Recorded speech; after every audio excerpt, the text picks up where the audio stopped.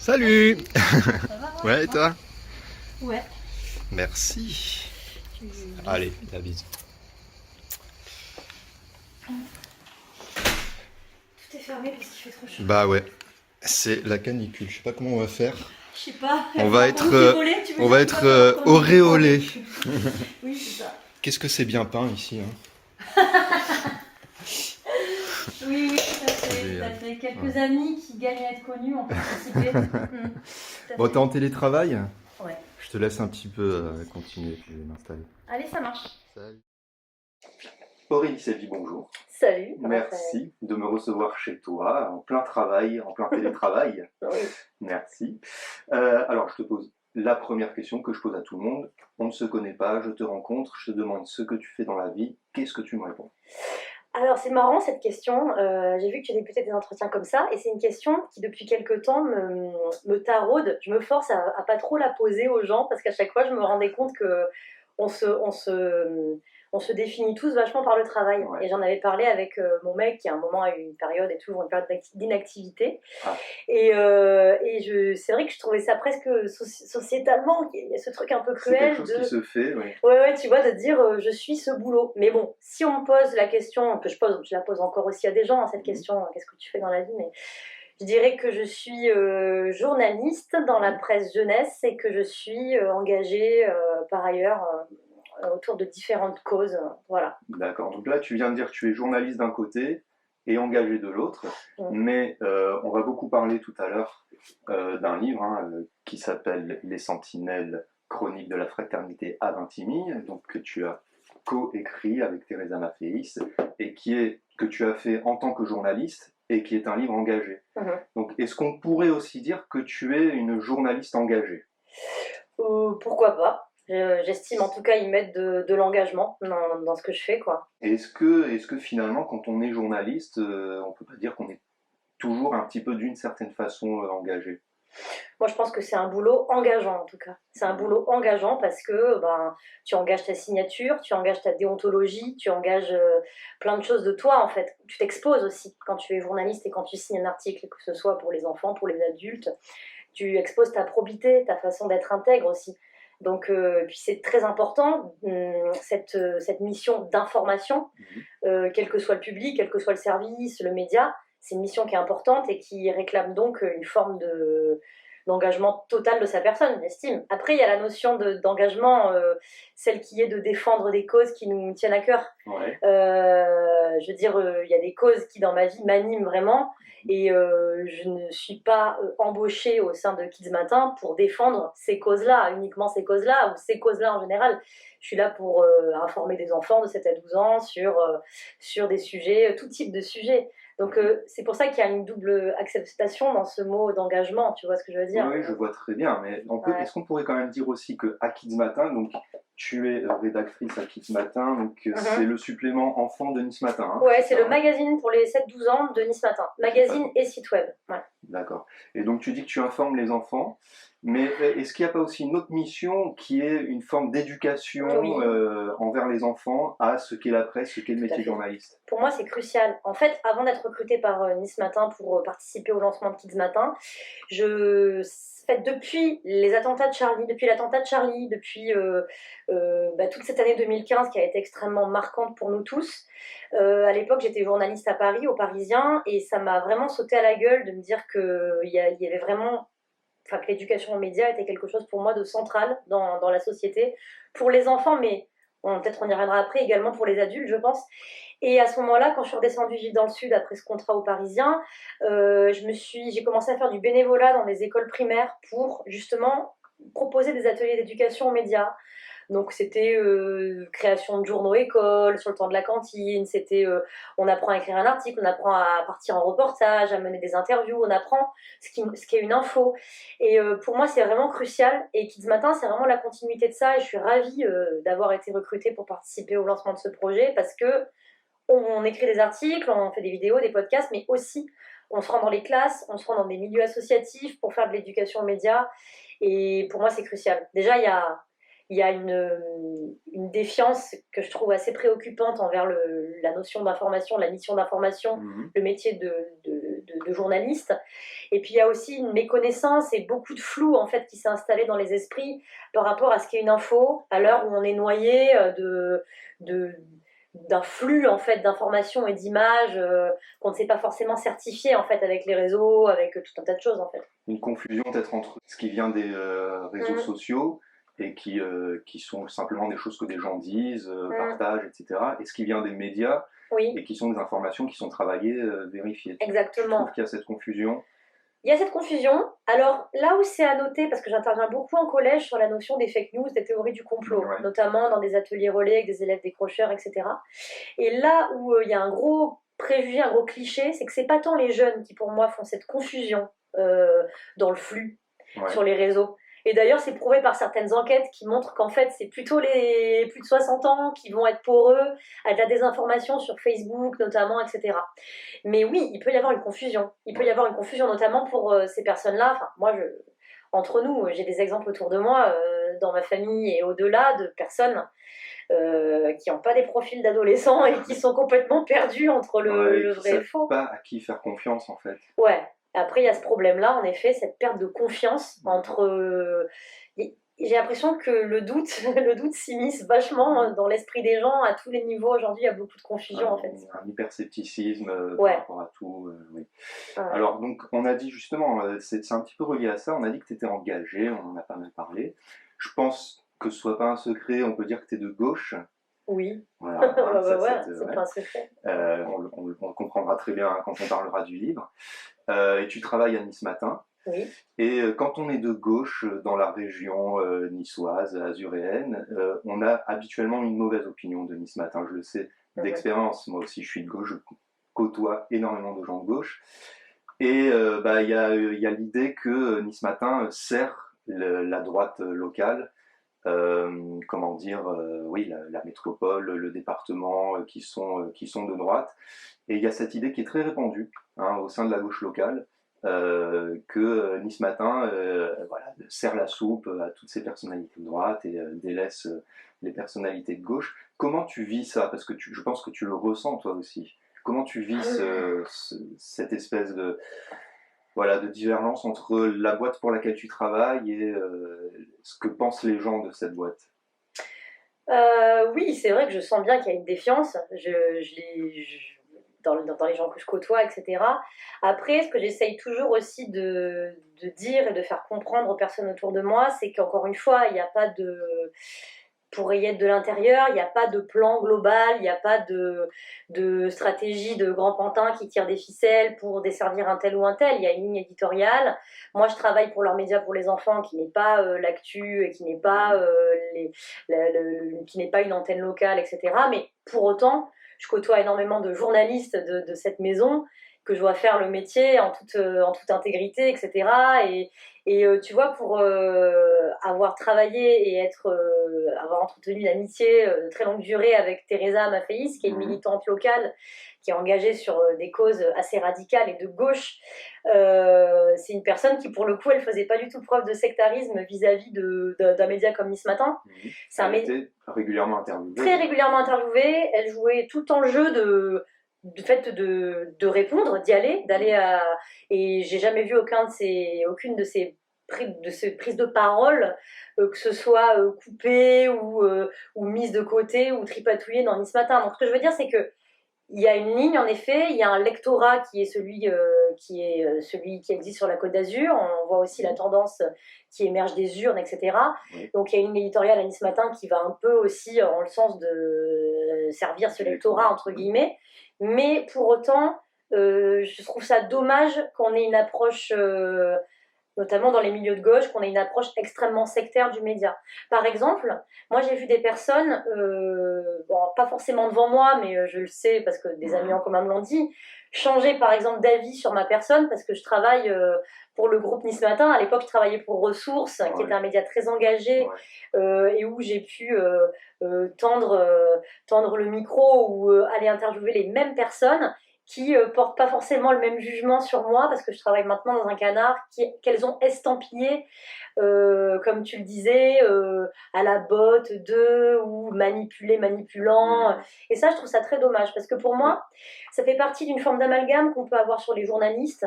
Le média, les journalistes, le paquet global qui dit qu'on est tous vendus, ou bien cette espèce de, encore une fois, hein, de doute qui s'immisce dans le fait qu'on est la partie pour le tout, c'est-à-dire qu'on est le titre en fait, on est journaliste à Nice Matin, donc on est une forme d'idée, une certaine idée de la Côte d'Azur, une certaine idée de la politique.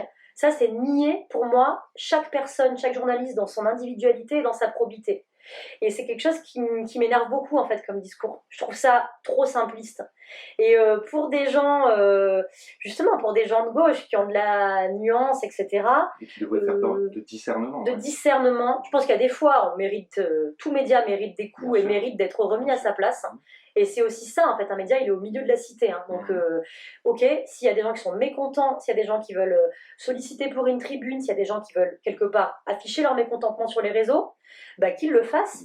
Mais par contre, le sectarisme pour le sectarisme, je trouve ça franchement nul. Voilà, c'est quelque chose qui me déplaît. Alors, tu viens de parler de ton expérience à Ressources. Hein. Tu étais associée de ce magazine qui était un mensuel, c'est ça? C'était un bimensuel. Alors, on a testé plein de formats. C'était un bimestriel tous les 2 mois. Ouais. Et après, on est devenu à la fin un journal, plus un magazine, mais un journal papier trimestriel. Donc, tu as dit que c'était un magazine donc, très engagé aussi. Oui. Est-ce que tu peux rappeler quel était le projet de Ressources? Oui, tout à fait. Alors, c'est un projet qui a été lancé par un ami qui s'appelle Stéphane Robinson, en fait, que j'avais rencontré quand je travaillais pour 20 minutes sur des sujets d'actu, parce qu'il avait monté une petite asso pour la création d'un skatepark à Nice. Il était assez engagé dans sa vie à tous les niveaux, en fait. Il travaillait aussi dans la com pour des organismes, pour des hôtels... des logements d'insertion, etc. Donc je l'avais rencontré comme ça. Et en fait, en 2015, il a décidé de lancer ce magazine, je crois que c'était juste après Charlie, lui aussi. Donc il est installé sur la Côte d'Azur depuis longtemps, et il avait vraiment envie de pouvoir fouiller des sujets environnementaux, d'essayer de proposer aussi un média qui puisse porter des sujets pour une autre Côte d'Azur, pour une Côte d'Azur qui construise autrement, qui mange autrement. C'était vraiment un magazine à la fois des alternatives, un peu en mode journalisme mode solution, et à la fois il avait envie de lire des enquêtes, il avait envie de proposer, et lui aussi c'est une idée de lecteur en fait, de dire mais il n'y a pas une grande pluralité médiatique sur la Côte d'Azur, et j'ai envie de proposer un magazine où on puisse lire des enquêtes, où on puisse découvrir des alternatives sur cette Côte d'Azur, voilà. Et ça, c'était son idée, et donc il l'a lancé, je me souviens plus des dates, je crois que c'était en octobre 2015, le premier numéro, et moi, je venais de redescendre de Paris, j'ai trouvé l'idée géniale, on s'était rencontrés autour d'un café, je trouvais c'était vraiment trop bien. Et puis après j'ai voyagé en Asie, et au retour je me suis dit ok, on va aller plus avant. J'ai d'abord participé à des réunions, et puis il m'a proposé de m'associer, et j'en suis devenue la rédactrice en chef à partir du numéro 3, et c'était ma plus belle expérience de journalisme. Alors on n'avait pas un flèche, on n'avait vraiment pas un sou, on est mort de notre belle mort avec... oui, alors il n'y a pas eu assez de lecteurs, c'est ça? Il n'y a pas eu assez de lecteurs, ouais. On était, je me souviens plus trop, on était autour d'une quelques centaines de lecteurs, je dirais. Mais oui, on y allait un peu avec c'était un peu l'utopie du média idéal pour nous. On y allait comme ça, on voulait en même temps que ce soit un beau mag. C'était un beau mag. Alors oui, j'en ai un exemplaire ici. Moi, celui-là, je l'adore en plus, avec Pinar Selek. Ouais, ça c'était le numéro 5. C'est du beau papier, il y a des belles illustrations, on est pris au hasard. On était 3 associés. Le 3e associé, c'est Régis Le Certeur, qui était le directeur artistique et qui faisait cette super belle maquette, qui avait toute la vision de l'iconographie. Il n'y avait que des photographes à la pige qui travaillaient avec un vrai parti pris artistique. Enfin, on s'est vraiment fait kiffer quelque part dans les règles de l'art, de ce qu'on aimait en fait en termes de belles revues. Le but c'était que ça reste dans des bibliothèques, dans des étagères en fait. Je peux en témoigner, c'est resté. Tu les as gardés? Oui, bien sûr. Moi je les garde précieusement aussi, et c'est quelque chose qui me... On est allé au bout de la démarche Ouais. et puis on a repris. C'était donc une belle expérience. Hein. Ouais, c'était trop bien. Tu en as eu d'autres. On va pas parler de tout ce que tu as fait en tant que journaliste. Il y a des expériences de pige. Tu as parlé d'une expérience en région parisienne pour Le Parisien. Tu as même fait de la télé en région parisienne. Oui, un petit peu. Voilà. On peut passer aussi sur c'est un sujet très intéressant. Tu as fait un podcast, mais on ne va pas forcément le développer pour ce matin. Alex, pardon. Alex, ouais, tout à fait, sur la tempête. Sur la tempête. Est-ce que tu peux dire en 2 mots quel était le concept? En fait, donc c'était suite au passage de la tempête Alex qui a ravagé les vallées, que ce soit de la Roya, de la Vésubie, etc. Au service web de Nice Matin, pour le coup, ça va pas plaire aux détracteurs, mais on a vraiment les coups des franches pour lancer des formats. On a un chef qui est vraiment hyper ouvert et qui nous laisse un petit peu proposer des choses. Donc en marge de Kids Matin, il suffit, si je me dégage un peu de temps sur mon planning, je peux proposer des trucs. Et donc avec 2 collègues, Flora Zanichelli et Franck Fernandez, on s'est d'abord plongé tout de suite après la tempête sur une idée de documentaire avec les maires de ces petits villages, parce qu'en fait, c'est encore une autre échelle pour faire de la politique dans ces villages-là. Quand t'es maire d'un petit village comme ça, t'es sur tous les fronts, tout le monde te connaît, etc. Et dans ces petits bleds, ils avaient été vraiment... là, ils avaient été propulsés dans une autre dimension, quoi, avec cette tempête. C'était dingue. Et donc, on a fait un long format, un documentaire long format vidéo. Et ensuite, on s'est dit, ces entretiens, il y en avait vraiment qui étaient bouleversants. Et on a lancé un podcast, en fait, où toutes les 2 semaines, on allait donner la parole à un habitant des vallées. Donc ça a commencé avec ces maires avec qui on avait fait des entretiens très longs. Et ensuite, on a poursuivi avec des habitants. Une fois toutes les 2 semaines, un habitant d'une vallée, l'autre, une vallée, l'autre. Et c'était des entretiens vraiment où on prenait vraiment le temps, une autre forme de narration. Et aussi l'envie d'explorer le son, aussi le témoignage par le son. Je trouve que c'est hyper intéressant. Et moi, j'en écoute beaucoup des podcasts et je trouve que tu te plonges vachement dans les histoires. Et ça peut même créer des déclics, en fait, vachement plus que le visionnage d'un documentaire. Je trouve que c'est plus engageant, justement, l'audio. Et donc, on a mené ce projet pendant 1 an. Donc, la proposition, c'était de les suivre pendant 1 an et d'alterner toutes les 2 semaines. J'étais pas la seule dans l'équipe, on était plusieurs au sein du service web à s'engager là-dedans. Et c'était hyper passionnant. Et c'est resté très passionnant. On peut encore les écouter. J'ai un petit peu de mal à les trouver sur le site de Nice Matin, podcast Alex. Ouais. Et on peut le trouver aussi, je l'ai trouvé sur Apple Podcast. Apple Podcast, et je pense que c'est sur Spotify. Et ouais, je pense que c'est ça les deux. Ça s'appelle Alex. Alex, comme la tempête. Et la tempête, Alex, donc, qui a laissé des traces énormes dans les vallées, mais qui a également provoqué à l'époque une vague de solidarité, autant dans la Vésubie que dans la Roya, un petit peu comme la fameuse crise des migrants, tout à fait. dont on va pouvoir parler maintenant, puisque c'est le thème de ce livre, Les Sentinelles. Alors c'est un journal de bord, une chronique de la fraternité à Vintimille, des situations vécues par les migrants, dramatiques, rendues pire encore par les autorités des 2 pays, et en particulier la France, qui, au dire de certains avocats, a été à la limite de la légalité. On va développer tout ça, mais je pense qu'on ne peut pas parler du fond de ce livre sans dire un mot de Teresa, avec qui tu as écrit ce livre, parce que ça a été écrit en 2018, c'est ça? Le bouquin, on a fini de l'écrire en 2020, après le temps. Pardon. Ouais, oui, ça a été long, c'est un long processus. C'était long. Et donc malheureusement, Teresa Maffei est décédée là, le 4 février 2022 de manière extrêmement soudaine et inattendue. Tu étais devenue amie avec Teresa. Bien sûr. Est-ce que tu peux nous faire le portrait de la co-autrice des Sentinelles? Bien sûr, mais c'est une vaste mission. Pour moi, Teresa, vraiment, pour moi, c'est peut-être la personne qui incarne le plus l'engagement et la constance dans l'engagement que j'ai pu rencontrer toute mon existence, quoi.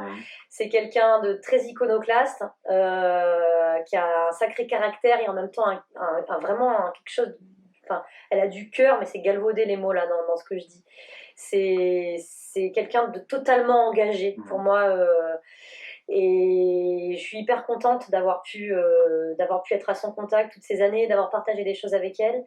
C'est une femme qui a, pour moi, apporté à ce territoire, là, la Côte d'Azur, qui est un territoire aussi qui penche beaucoup plus du côté de la xénophobie, de la peur de l'autre, du rejet, du repli, qui a apporté tellement de trucs sur le plan de l'ouverture d'esprit, sur le plan de la défense des droits humains, mais aussi de la culture. Elle avait son asso pour faire des films Super 8, elle était très présente au Diable Bleu, à l'époque où il y avait cette friche à Nice détruite par Pera.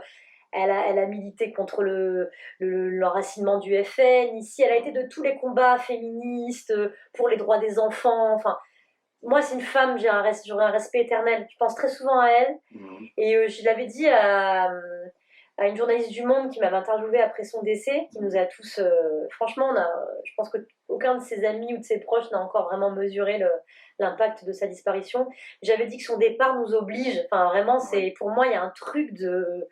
Tu vois, on parle d'engagement, on parle de le fait d'être quelque part droit dans ses convictions. Pour moi, le départ de Teresa, voilà, de ce monde et de la Côte d'Azur, pour moi, ça nous oblige vraiment, je demande personne sensible à cette défense des droits humains, etc. Ça nous oblige à ne pas rien foutre. C'est vraiment fondamental. Et c'est une femme merveilleuse dont je pense que je pourrais jamais parler au passé. J'ai l'impression qu'elle est encore de toutes nos actions. Alors elle était de tous les combats, les Niçois du milieu engagé, que ce soit associatif, politique, toujours de gauche bien sûr, la connaissaient tous. Clairement. Enfin, elle était complètement incontournable à Nice, sur la Côte d'Azur.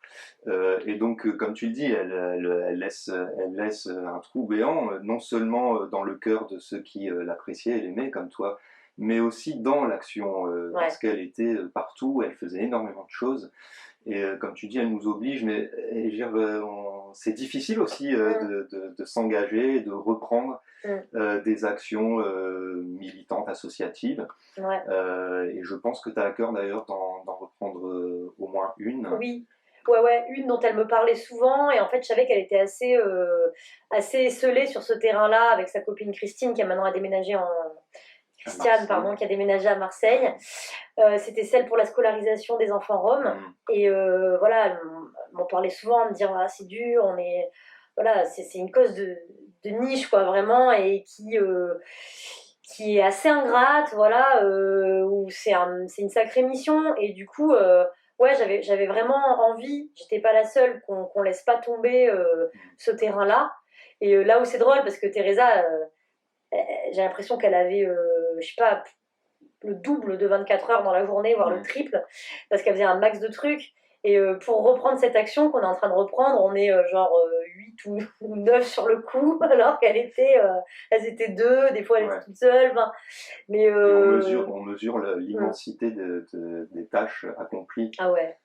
Vraiment. Alors déjà, réussir à réunir 8 ou 9 personnes pour une cause, aussi compliquée d'ailleurs que la scolarisation des Roms, c'est déjà un bon point. Donc cool, voilà, c'est qu'un début, puisque je pense que il faut reprendre cette action un petit peu du début. Et puis, exactement, mais bon, ça y est, on s'est mis en route là, donc c'est cool. C'est lancé. Alors on en revient à ce livre. Alors, donc, le sujet de fond de ce livre, c'est les migrants. Donc il y a un certain nombre de migrants qui, depuis à peu près 2015, sont bloqués à la frontière franco-italienne, à Vintimille, côté donc italien. Donc est-ce que tu peux nous dire, donc il y en a toujours encore actuellement, en 2022, et c'est depuis à peu près 2015. 2015, Est-ce que tu peux nous dire qui sont ces personnes, pourquoi elles sont bloquées là, pourquoi elles sont arrivées jusque-là, enfin voilà, qui sont-elles? Qui sont-elles? C'est très très varié. Il y a des dizaines de nationalités qui ont été représentées à Vintimille. Essentiellement des migrants qui viennent d'Afrique, Soudan, Érythrée, Guinée. Ça peut être tout type de pays, soit en guerre, soit très chahutés politiquement, soit des endroits où il y a un grand désœuvrement économique, où des personnes ont vraiment envie d'un ailleurs meilleur, etc. Donc c'est voilà, il y a beaucoup d'itinéraires différents. Il y a des Kurdes aussi, on a croisé récemment des Kurdes sur place. Il y a des Afghans. Voilà, énormément de nationalités différentes. Ensuite, beaucoup de jeunes hommes C'est souvent les jeunes hommes qui partent en fait, qui quittent le foyer. Souvent la famille se mobilise pour payer un voyage et on prend la personne qui est la plus vaillante. Donc c'est un jeune homme qui va pouvoir supporter le périple, qui est un périple très dur, quoi. Donc beaucoup de témoignages qui montrent même, on peut dire, l'atrocité de ce trajet. C'est un trajet vraiment atroce, en effet. Donc nombreux sont les migrants africains qui vont passer par la Libye, qui vont embarquer depuis la Libye pour ensuite rejoindre les côtes italiennes.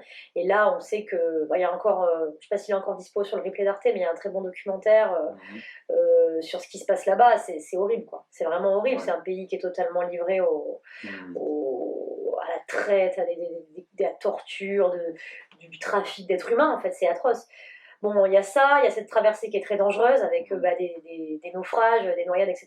Puis une fois qu'ils arrivent de l'autre côté, et c'est là, en fait, parmi toutes les personnes qu'on a pu rencontrer, que ce soit des personnes en exil ou bien des personnes qui, dans les camps, des solidaires ou bien des associatifs qui sont là pour les aider ou pour les encadrer, ce qui est le plus brutal peut-être pour eux dans ce voyage, ça dure depuis 2015, c'est d'arriver, de faire tout ce périple dangereux, de vivre des sévices parfois, de prendre des risques très très forts et d'arriver en Italie, en Europe et de se voir à ce point rejeté, traqué, méprisé, en danger aussi. Ça par contre c'est quelque chose qui provoque le plus grand séisme psychique chez ces personnes en exil. Je pense pour la plupart, je parle sous le contrôle de personnes qu'on a pu interviewer dans le livre aussi, qui sont des associatifs ou des médecins engagés sur ces camps, disent que c'est le plus grand trauma en fait, c'est de sentir ce rejet une fois qu'on a atteint le but en fait. Donc ça c'est pour c'est une petite digression, mais pour dire que c'est peut-être ce qui fait partie de la plus grande difficulté dans leur voyage. Ensuite à Vintimille, bloqué oui et non, dans le sens où ces personnes depuis 2015 ne sont pas les mêmes à la frontière, mais c'est érigé depuis début juin 2015 un mur invisible depuis que la France a rétabli ses contrôles aux frontières en fait. Là, c'est établi, enfin, c'est mis en place pour ces personnes qui n'ont pas le droit en fait de rentrer sur le territoire, un véritable casse-tête pour passer. Donc là, c'est il et elle passent, il y a aussi quelquefois des femmes et des enfants.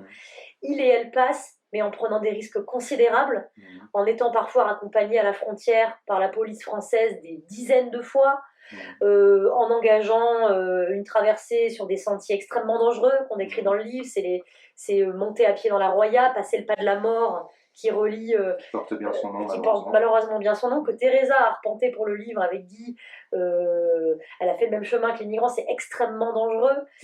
C'est payer chèrement des passeurs clandestins pour faire 2 kilomètres, des passeurs qui les jettent parfois sur le bord de l'autoroute, sur la bande d'arrêt d'urgence. D'ailleurs, des personnes ont été fauchées comme ça.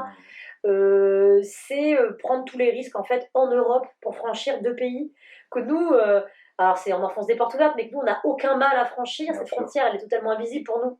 Enfin voilà, toi comme moi on a passé du temps ici, moi j'ai grandi là. C'est une frontière, elle est invisible, on va en Italie comme on veut, s'acheter des clopes à pas cher. Les panneaux de signalisation changent, et puis, et puis c'est tout. Et puis roule, quoi. Mais c'était comme ça pour tout le monde, en fait, jusqu'en 2015. Est-ce qu'on sait pourquoi cette décision a été prise par le gouvernement français en 2015 de fermer cette frontière? C'est ce qui est décrit dans le livre au tout début, c'est parce que l'histoire commence comme ça en fait. Le bouquin commence comme ça. Teresa était à ce moment-là présente à Nice quand la frontière n'était pas encore fermée. Et donc avec d'autres assos, ils proposaient un accueil en gare de Nice pour que les exilés qui arrivaient de Vintimille puissent trouver un peu un spot d'information, leur dire voilà, on achète le billet de telle sorte, le prochain train pour Paris, s'ils n'avaient pas la langue, il est à telle heure, petit déjeuner d'accueil, enfin ils faisaient un truc plutôt cool comme ça. Et en fait, ce qui a été la raison invoquée par les policiers avec qui elle avait pu échanger quand la frontière s'est fermée, quand la France a rétabli les contrôles, c'était qu'il y avait eu trop de bordel à Paris sur des camps qui commençaient à se constituer, à la Chapelle, des gens qui se trouvaient désœuvrés, qui devaient bien dormir quelque part, et il y avait des camps qui avaient commencé à s'installer sous le métro aérien, etc. Et je pense que ça a dû commencer politiquement à pas du tout plaire, donc ils ont rétabli ces contrôles. Après, ça a été ambigu parce que plusieurs raisons ont pu être invoquées. Il y avait eu la COP21, il y avait eu les attentats.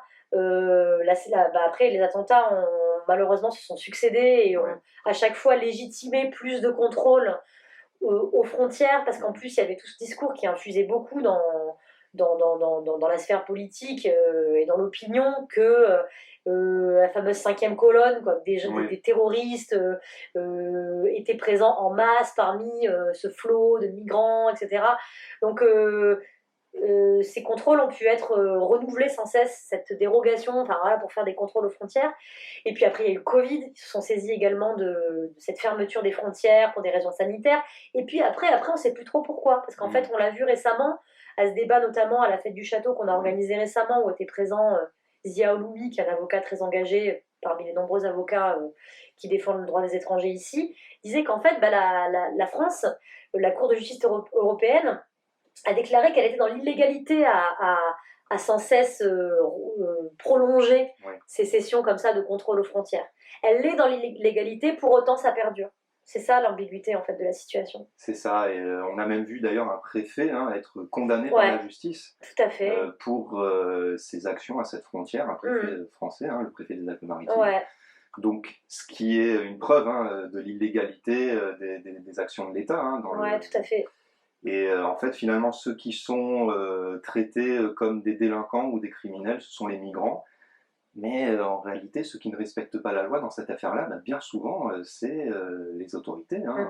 Les ordres qui sont donnés à la police. Il y a des situations qui sont complètement ubuesques, qui sont décrites dans le livre de personnes qui sont baladées comme ça, d'un côté à l'autre de la frontière, transportées par les carabinieri italiens. Parce que de leur point de vue c'est la loi et les gens ont le droit de passer, les gardes-frontières, non pas les gardes de la police aux frontières françaises, les ramènent de l'autre côté, ils reviennent encore escortés par la police italienne. Et ça au début, alors les associations ont beaucoup fait pour que ça s'arrête, mais ils le faisaient même avec des mineurs, alors qu'il y a quand même une législation qui est sans ambiguïté. Et qui est celle de protéger les enfants à l'échelle de l'Europe, à l'échelle du monde même. Et ça, c'était fait à un moment où, voilà, on les ramenait quand même en Italie, on les arrêtait en gare de Garavan ou à la frontière basse, etc., de Menton-Garavan. Donc, c'est hallucinant. Ouais, on est vraiment là au confin du droit. Je sais pas comment on a pu à ce point en arriver là, mais c'est dramatique, quoi. Alors, aucun de nous n'est avocat, donc on a du mal. Ouais, tout à fait. Mais bon, au dire des avocats, donc on a entendu justement à ce débat dont tu parlais, à la fête du château, oui, des choses illégales se sont vraiment produites. Et d'ailleurs ont été observées parce qu'il y a eu parmi les solidaires, donc c'est-à-dire les associations qui s'occupent de ces migrants, des missions d'observation. C'est-à-dire que est-ce que tu peux raconter ça? Oui, c'est également décrit dans le livre et ça, je trouve ça fondamental. D'ailleurs, moi, je me questionne à titre personnel pour un engagement, si je trouve du temps, également sur ces missions-là. Je trouve qu'elles sont primordiales, ces missions de veille. Là, on est vraiment dans la sentinelle, la vigie qui regarde, etc. Ces différentes associations... je ne vais pas me lancer dans les cités parce que j'ai peur d'en oublier, mais qui, donc en gros, vont se poster à des endroits stratégiques, donc que ce soit à la frontière basse à Menton, il y a un poste de police aux frontières mobile dans des Algeco qui a été installé là il y a plusieurs années maintenant, et où on sait qu'à l'intérieur, le droit fondamental des personnes retenues administrativement n'est pas respecté. Donc là, il y a des points... Il n'y a pas de traducteur. Voilà, il n'y a pas de traducteur. Les personnes peuvent être retenues en grande situation de désœuvrement, sans eau ou autre. Peuvent être... voilà, il n'y a pas de conditions d'accueil aucun accès à des avocats. Dignes, aucun accès à des avocats, etc. Donc il y a des points, des fois, donc ces groupements d'associations mènent des observations là-bas. Simplement regarder qui rentre, qui sort, questionner les personnes qui en sortent, etc. Elles mènent des observations qui sont cruciales en gare de Menton-Garavan, où ont eu lieu des dizaines et des dizaines de contrôles aux faciès, donc dans les trains et en gare, en gare de Menton-Garavan, qui est la première gare sur le territoire français. C'est là où on fait descendre les personnes noires en fait qui ont été arrêtées dans le train uniquement pour leur couleur de peau, et où voilà, quand il s'agit d'une personne estampillée comme un migrant venu d'Italie, hop, paf, ça repart. Donc ces missions d'observation, elles sont cruciales pour collecter des faits méthodiquement, et puis aussi comme moyen de pression en fait, comme moyen c'est encore une fois une manière pour les associations, c'est un point d'action fort, c'est un point d'action où on amasse des faits qui sont parfois illégaux, où après on peut mener des recours, etc. Je trouve ça très intéressant, cette manière aussi de mener des engagements. Ce genre d'action-là, je trouve ça hyper intéressant. Et la question du droit, en fait, c'est pour ça aussi qu'à la fête du château, on a tenu à organiser ce débat avec cet angle-là. Parce qu'à un moment, on peut parler de la grille de lecture, comment dire, humanitaire, on a tous des sensibilités différentes, donc ça va pas faire écho à tout le monde. Mais cette question du droit, à un moment, il faut aussi qu'on regarde en face le fait que notre pays est prêt à désobéir à des lois, à des accords internationaux. Je trouve ça hallucinant. Il faut que ce soit plus su. Oui. Donc voilà. Et alors cette question du droit, donc elle est utilisée par les associations, parfois comme tu l'as dit, pour faire des recours, pour faire valoir le droit des migrants, mais elle est également beaucoup utilisée par les autorités contre ces associations. Ouais. Et il y a eu beaucoup de solidaires, hein, donc de militants de ces associations, qui ont eu des ennuis très lourds, ouais. de justice, qui ont eu des procès, parfois ils ont gagné les procès, mais le parquet fait appel, parfois ça va jusqu'en cassation. Il y a un véritable acharnement contre certains d'entre eux. Qu'est-ce qui se passe, quoi? Comment on explique ça?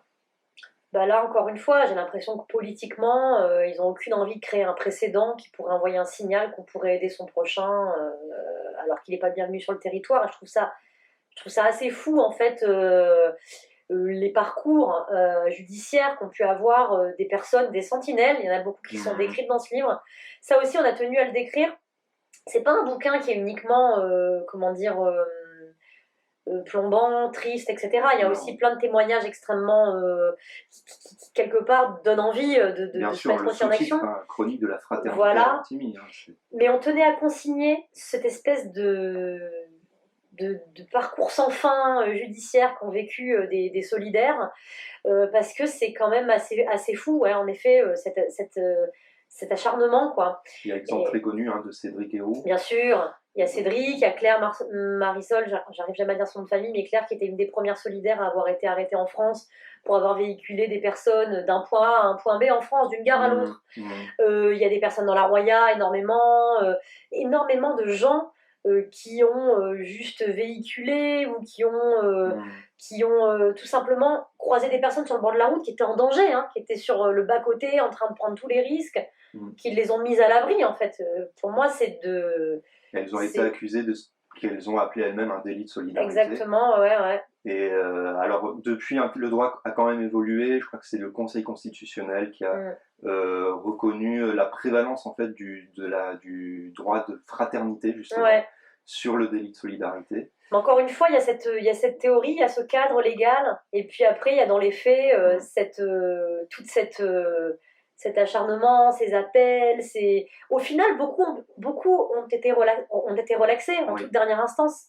Mais et ceux qui n'ont pas été, souvent, c'est aussi parce qu'au bout d'un moment, on laisse tomber, quoi. Bah oui, il faut aussi avoir les reins solides pour mener ces actions en justice et se défendre. Il y a eu beaucoup de cagnottes, il y a eu, je sais que Pierre-Alain Manoni, par exemple, a fait beaucoup de cagnottes pour financer ses frais d'avocat. Il y a eu des assos qui ont soutenu, il y a le cas de Martine Landry, d'Amnesty International Nice, qui avait aussi été en procédure. Enfin, donc, pour moi, c'est ni plus ni moins qu'un processus de découragement, mais j'ai pas l'impression que ça fonctionne. J'ai l'impression que la solidarité est toujours très présente, en fait, qu'il faut qu'elle perdure, quoi. Oui, la solidarité continue. D'ailleurs, quelles sont les actions concrètes des solidaires qui viennent en aide à ces migrants? Alors, il y en a beaucoup des deux côtés de la frontière, toujours beaucoup. Déjà, je voudrais rendre hommage aux solidaires italiens, parce que de l'autre côté de la frontière, à Vintimille, ça se bouge à fond, et il y a beaucoup de jeunes engagés. Je sais que c'est un truc que disait souvent Teresa, mais elle a extrêmement raison. Je le vois, parce que nous, maintenant, on fait plutôt partie de la cohorte qui va sur la quarantaine, mais je veux dire, de l'autre côté de la frontière, il y a énormément de jeunes gens, de très jeunes gens, qui se bougent. Il y a un tissu de jeunes engagés qui est extrêmement vivace, quoi. Et là, donc, à Vintimille, il y a tout un groupe de solidaires assez jeunes qui a réussi à reprendre un local qui se trouve tout près des endroits où les migrants vivent, parce qu'il n'y a plus de camps. Donc, ils vivent le long du fleuve Roya dans des conditions d'insalubrité totale. Donc, ils ont repris une petite laverie, ils ont monté un info point, en fait, où c'est très horizontal. En plus, ils ont pensé à un truc totalement démocratique, où c'est les personnes qui profitent de ce lieu qui l'administrent presque, en fait, fait, et c'est très cool ce qu'ils font. Et donc il y a ça, il y a énormément de militants No Borders qui s'investissent là-bas aussi. Ensuite, bah, il y a des assos françaises, tout type d'associations qui se rendent aussi de l'autre côté pour faire des repas. Bah, on en a une, nous aussi, voilà, la part du pote qui fait des repas à sa petite échelle une fois par mois pour créer des moments de convivialité là-bas avec les personnes en exil. Il y en a énormément d'autres qui font partie de ce réseau d'action, ne serait-ce que pour les maraudes c'est-à-dire d'organisation de repas. Il y en a du côté de la Roya, il y en a du côté italien, il y en a ici plus du côté dans les terres, pas à la frontière, quoi, sur la Côte d'Azur. Il y a encore beaucoup de gens qui hébergent, qui font passer pour pas que ces personnes se retrouvent dans le joug de passeurs crapuleux. On l'a vu récemment encore, hein, ces passeurs crapuleux qui demandent des centaines d'euros pour passer notre frontière, hein, la frontière de l'Italie à la France. Ça conduit à des drames hallucinants. Là, ces personnes qui avaient embarqué dans un camion frigorifique à 5, qui se sont fait prendre en chasse par la police aux frontières, et ça s'est soldé par des tirs de la police vers ce camion. Une personne exilée à l'arrière qui a écopé d'une balle dans la tête, qui a agonisé sur ses camarades jusqu'à ce que le camion des passeurs crapuleux s'arrête au moulin. Cette personne est décédée. Et la première chose qui a été faite, c'est que les 4 comparses qui à l'arrière ont vécu l'enfer avec leurs camarades agonisants ont été passés en centre de rétention administrative. Ça a été le premier réflexe quelque part des autorités de les placer en centre de rétention administrative. Aucun soin particulier, ni là voilà, ni rien. Je pense que tu vois, toi sur le plan, ne serait-ce que sur le plan humain, de la santé, le plan humain, qui peut permettre, qui peut laisser faire ce genre de choses. Donc là encore une fois, les avocats ont permis leur libération, mais il y a encore des luttes à mener sur ce plan-là pour juste le respect des droits humains, juste ça en fait. Donc non, les actions elles sont multiples pour aider les exilés à la frontière, il y en a énormément. Et puis je pense que chacun à son niveau, même pas forcément en se rattachant à une asso, on peut se mettre en capacité d'aider. Et si on n'a pas trop d'idées, je pense que se plonger dans la lecture des Sentinelles devrait vous en donner, parce qu'on voit en fait, c'est ce qu'on voulait faire avec Teresa, montrer une diversité de solidarité. Il n'est pas question que de militantisme, hein, d'extrême gauche ou de gauche, pas du tout. Il est question de tout type de personnes qui se sont mis en capacité de faire quelque chose pour leur prochain, en fait. Du côté italien, par exemple, il y a une association religieuse. Ouais, c'est la Caritas, le Secours catholique, oui. Il y a beaucoup de personnes, de citoyens, pas engagés justement, mais très croyants, qui à un moment une église s'était mise en capacité d'accueillir plusieurs centaines de réfugiés, l'église San Antonio, et pas beaucoup, je dirais beaucoup. Ça a partagé les paroissiens. Certains se sont radicalisés dans mais moi j'irai plus prier là où il y a les noirs, et d'autres se sont dit là c'est le moment de mettre en œuvre cette charité chrétienne qu'ils avaient ils avaient cette ferveur, et ils l'ont mise en conformité en fait avec leurs actes. Ils ont accueilli chez eux, ils sont allés aider, cuisiner, mettre à l'abri, etc. Il y a tout type de solidaires, quoi. Il y a ces personnes de Monaco, pour le coup, dans la bourgeoisie extrêmement dans d'autres sphères, quoi, qui allaient faire le marché à Vintimille et qui ont été choqués par la situation de jeunes qu'elles ont croisés, qui se sont mis à aider, à livrer, à prendre des gens sous leur aile, etc. Moi, je trouve ça vraiment ce qu'on voulait mettre en avant, en fait.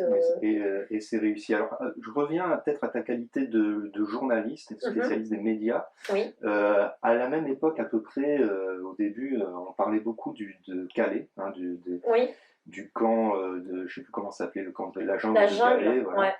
Ouais. Et ça faisait la une des médias. Et il y avait dans le même temps cette situation catastrophique à Vintimille, sans que les médias nationaux, en tout cas, s'en emparent. Alors que, vu d'ici, ça paraissait être un sujet essentiel, tout aussi important que celui de la jungle de Calais. Comment on peut expliquer cette différence de traitement ? En fait, à Vintimille, beaucoup de médias sont venus de tout type de pays, mais nettement moins à une époque. Effectivement, à une époque, Vintimille prenait moins la lumière que Calais.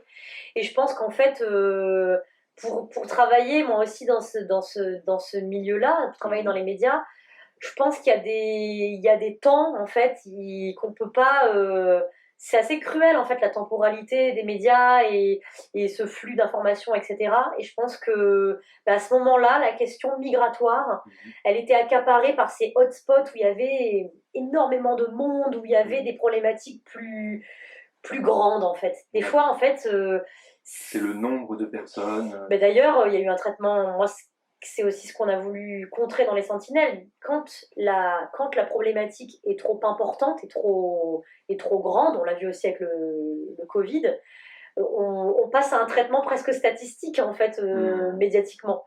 C'est le nombre de morts, c'est le nombre de migrants, c'est le nombre de migrants morts en mer. À un moment, c'était égrené. Oui. C'était de la statistique en fait, il n'y avait pas de. Mais parce qu'en fait, l'événement devient. Le fait devient tellement important que quelque part le mode de traitement s'aligne en fait, j'ai l'impression. Encore une fois, là, n'en déplaise aux personnes qui pensent qu'il y a un grand plan secret dans les médias, je pense que c'est ni plus ni moins qu'un truc de rationalité dans le travail en fait. Mais bon, moi après, quand j'étais à ce moment-là à Vintimille, à la frontière, ça fait partie. Quand j'étais au cœur de cet engagement, de ces années qu'on a passées sur le terrain, des fois on y allait 3 à 4 fois par semaine avec Teresa, c'est vrai que ça brûle de se dire mais il faudrait qu'il y ait plus de visibilité, plus de monde. Moi, j'avais proposé des piges à des médias que j'aimais beaucoup et tout. Et puis, on me disait, ouais, alors attends, parce que là, on a des gens à caler.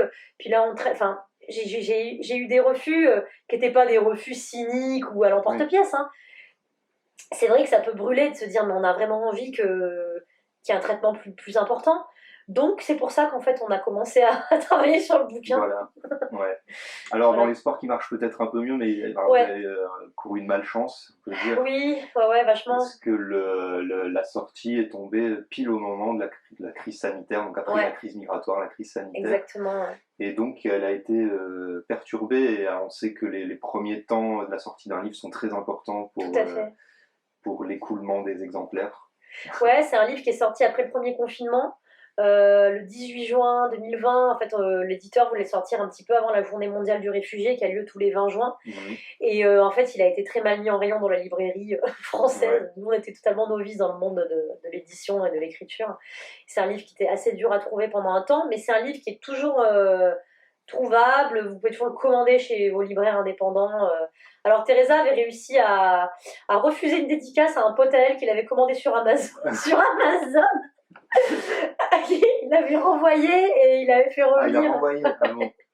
D'accord. Mais ce qui prouve qu'on peut le trouver sur Amazon. Ah oui, on peut le trouver, mais on peut. Voilà, par exemple, si vous êtes à Nice, on le trouve toujours aux Parleuses, à la librairie Masséna, dans tout un tas de réseaux de petites librairies et puis on peut le faire de toute façon venir. Hein, on peut le faire venir, il est aussi dans des bibliothèques. En fait, ce qui compte pour nous, c'est qu'il existe. C'est même pas tant le nombre de ventes, c'est qu'il soit aussi présent dans des lieux où on puisse le partager, où on puisse le consulter. C'était surtout que cette période de l'histoire à notre frontière, et c'est pas fini, ne reste pas non documentée. C'était pour nous fondamental.